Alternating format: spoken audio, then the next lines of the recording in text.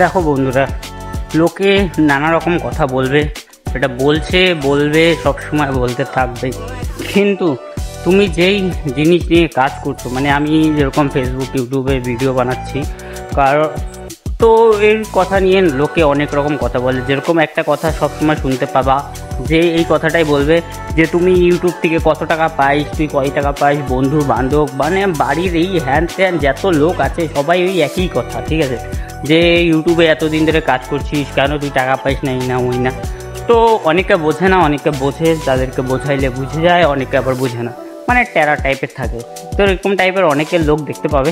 তো তাই বলছি যে তুমি যদি ইউটিউবে ভিডিও বানাতে চাও, ফেসবুক ইনস্টাগ্রাম, তো সেই কন্টেন্ট তুমি রেগুলারলি ছাড়তে থাকো।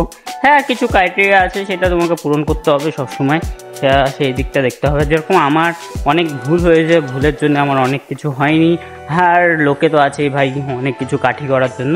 তো সেই প্রবলেম যাতে তোমাদের না হয় সের জন্য তোমাদেরকে বলে দিচ্ছি, লোকের কথা শুনো না, নিজের মতন নিজে কাজ করতে থাকো, নিজের কাজ নিজের কাছে, ঠিক আছে, অন্য কেউ দেখতে আসবে না, আর অন্য কেউকে মানে দেখা দিতে হবে না, উল্টা তোমার কাছকে জ্বলবে। যখনকার তুমি দেখবে অল্প সফল হবে, তখনকার তোমাকে কি করে ডাউনগ্রেড করতে লাগে, এরকম অনেক লোক আছে।